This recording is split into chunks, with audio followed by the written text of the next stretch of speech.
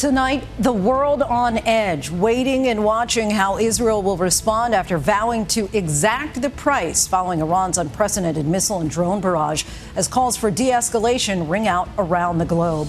Hundreds of missiles and drones lighting up the night sky over Israel, the first direct attack by Iran. Celebrations in the streets of Tehran. But Israel, with help from the U.S. and other allies, says it intercepted 99% of them. The U.S. military describes being surprised by the scope of the Iranian attack, one official's hand trembling as he took down the information.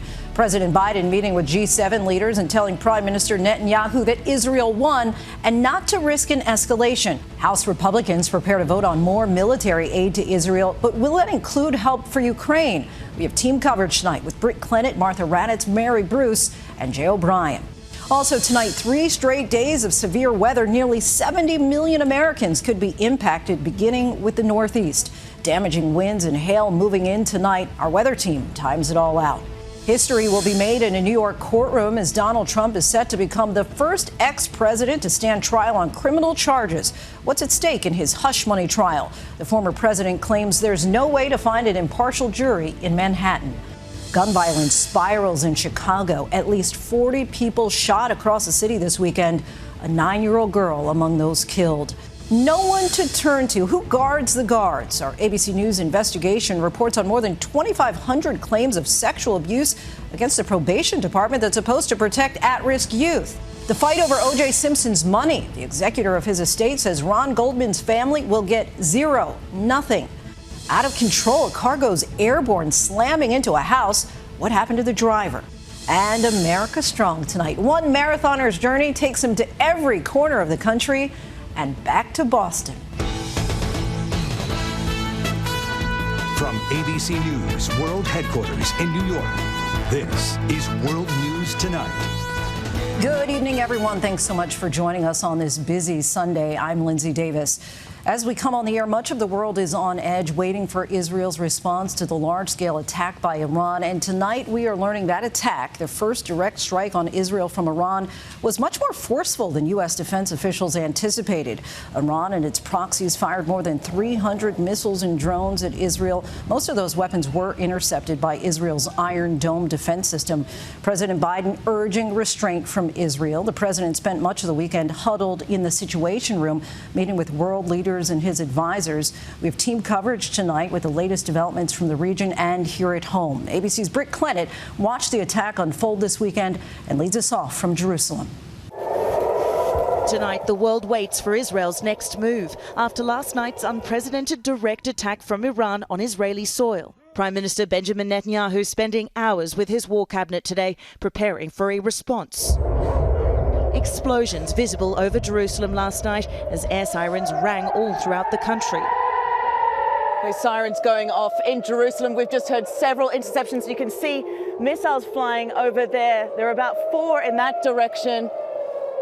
3 over here. You can see that rocket flying up in the sky just over Jerusalem here now. It's just raining rockets with those sirens blaring out. You can hear the interceptions every few seconds here. More than 300 drones and missiles launched at Israel, including more than 100 medium-range ballistic missiles, 30 land attack cruise missiles, and more than 150 one-way attack drones. IDF spokesperson Peter Lerner telling me at an airbase on the outskirts of Tel Aviv that cooperation with American forces and others meant that they were able to shoot down most of the threats. And I think coming together in such a very, very strong way, under the umbrella of the United States Central Command, together with the British, together with the French, and the regional players, sent a very, very clear message to Iran that you can't get away with it.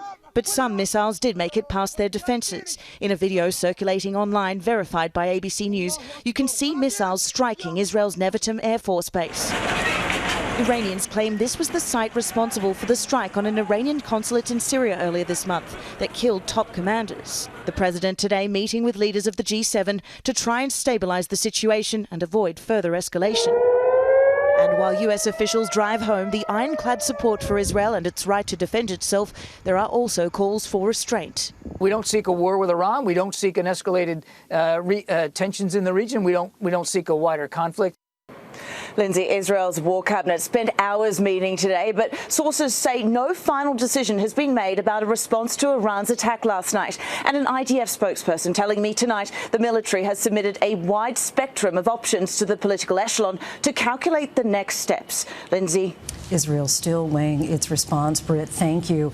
The Iranian strike is intensifying concerns about a wider conflict in the region, and U.S. officials who knew an attack was coming were shocked by the scale. ABC's chief global affairs correspondent Martha Raddatz reports from Washington.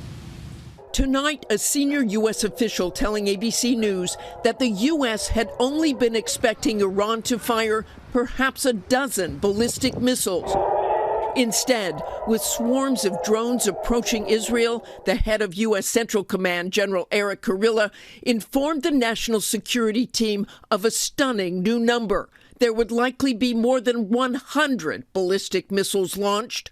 The senior official saying the number was so shocking, his hand was trembling as he took notes.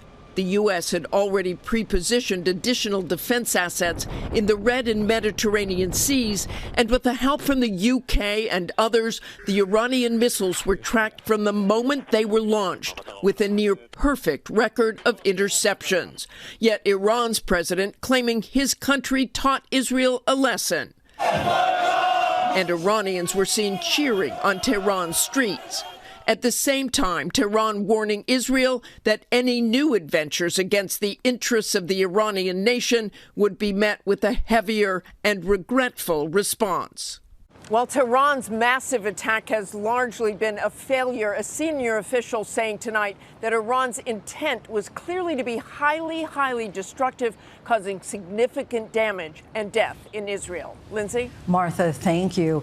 Tonight, the White House is making it clear that the U.S. will not be part of an Israeli military response to Iran, and President Biden is urging restraint. ABC's chief White House correspondent Mary Bruce is here now. And Mary, I know you've been talking to sources at the White House all day. What's the message from the White House to Israel and really the world beyond tonight? Well, Lindsay, tonight the White House is trying to make the argument that this was a spectacular success for Israel and a major victory, suggesting that additional retaliation may not be necessary. Look, this administration is now trying to do everything it can to try and prevent this from spiraling into a wider war. We are told that in their phone call last night, President Biden urged Israeli Prime Minister Netanyahu to slow things down, to think carefully and strategically about the risk of escalation. Iran's government, we are also told, sent a message to the White House as this attack was underway, suggesting that they're finished after this, that they consider this matter to be closed. Now, as for what comes next, the White House says ultimately it is up to Israel to decide whether and how to respond. But officials here tonight tell us that the U.S. will not participate in any counterattack. Lindsay? Certainly lots of concern about what might come next, Mary, from the White House. Thank you. Over on Capitol Hill, House Republicans are hoping to push through a military aid package for Israel. ABC's Jay O'Brien is following those developments closely. Jay, how quickly could we expect a vote? Lindsay, tonight, multiple congressional sources telling me that House Republicans are rushing to craft an aid package for Israel that could pass as early as this week. But there is one obstacle, sources tell me, and that is long-stalled military aid for Ukraine. Hardline Republicans want to only focus on Israel, but including Ukraine could make the package more appealing to Democrats. Now, the Senate passed a massive multi-billion-dollar foreign aid package that includes $60 billion in aid for Ukraine, as well as $14 billion for Israel, and in that is $4 billion for missile defense and about $1 billion to build something called the Iron Beam defense system. Tonight, House Majority Leader Steve Scalise saying that his chamber's schedule will change in order to focus this week on aid for Israel. Lindsay. All right, Jay, we'll see how that plays out. And tonight, nearly 70 million Americans are under threat for severe weather from the heartland to the northeast, where many are bracing for severe thunderstorms, damaging wind gusts, and some hail into the night. ABC meteorologist Samara Theodore joins us now. And Samara, where is this threat headed? Well, right now, we actually have some strong storms sweeping through the state of Pennsylvania. In fact, a severe thunderstorm watch has been issued for parts of Ohio, northern West Virginia, and Pennsylvania through 11 p.m. tonight, where we could see damaging winds and maybe even a tornado. That severe threat persists farther west into the heartland tomorrow. So starting off the work week, it's important to know if you live in Kearney, if you live in Oklahoma City, very large hail is possible with these storms. And then this line of thunderstorms then transitions farther east on Tuesday, bringing the threat for strong strong storms and maybe even a tornado to areas like Des Moines and northern Missouri. Lindsay? All right, Samara, thank you. We turn now to the historic criminal trial of former President Trump, set to get underway just over 12 hours from now here in Manhattan. It's the first of 4 criminal prosecutions Trump is facing, and it may be the only one that goes to trial before the election. More now from ABC senior investigative correspondent Aaron Katersky.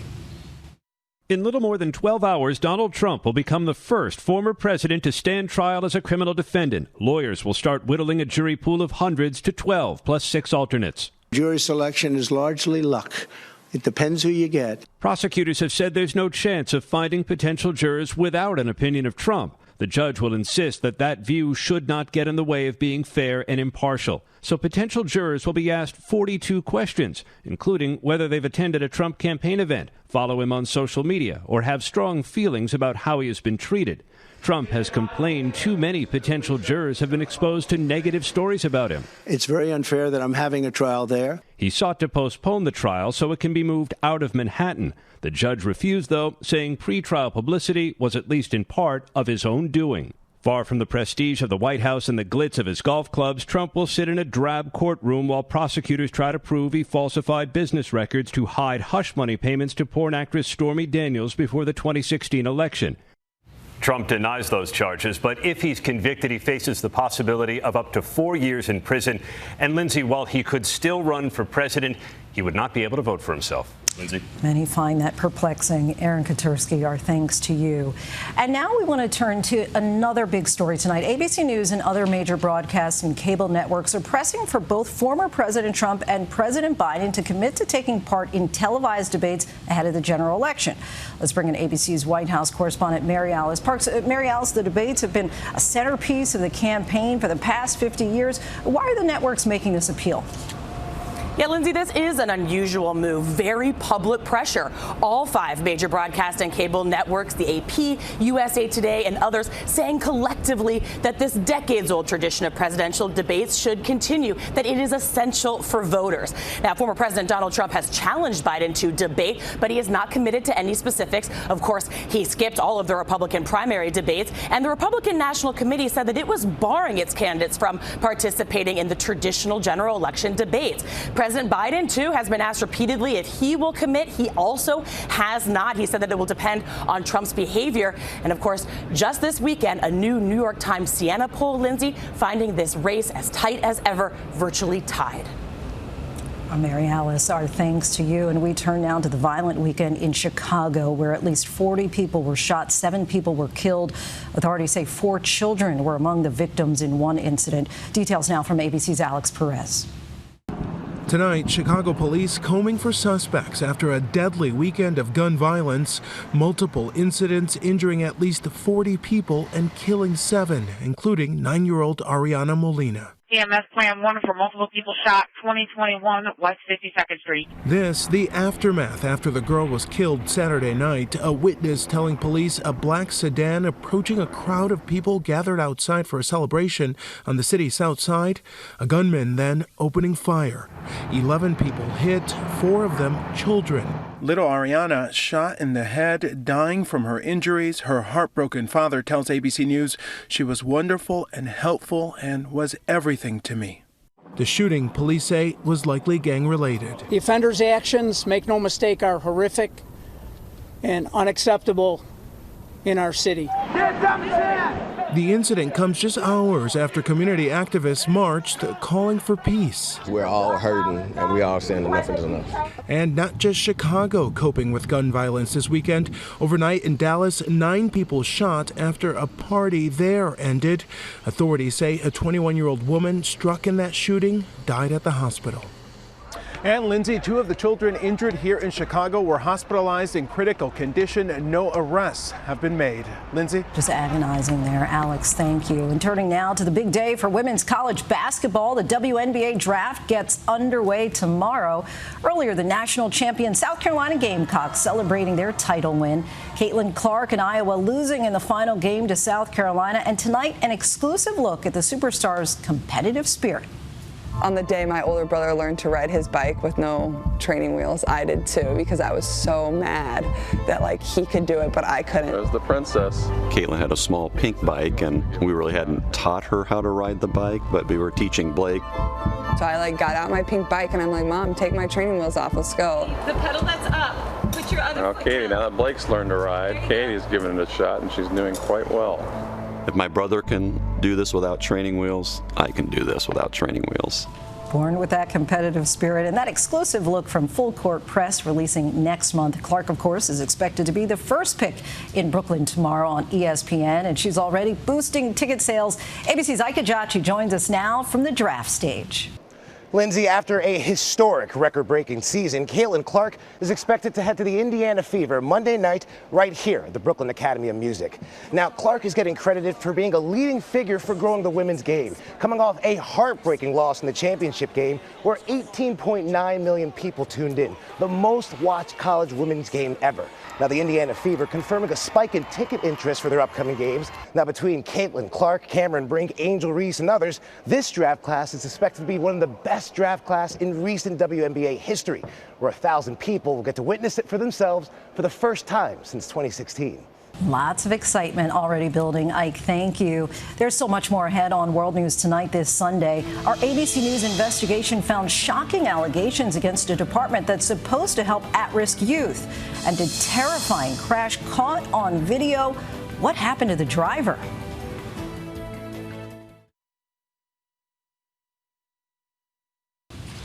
Next tonight, an ABC News investigation has uncovered troubling allegations against the Probation Department in Los Angeles County that's supposed to protect and rehabilitate vulnerable youth. That department now faces more than 2,500 claims of sexual abuse. We spoke with several of the accusers, including Dominique Anderson, who's among the thousands alleging in a lawsuit that she was abused by probation officers.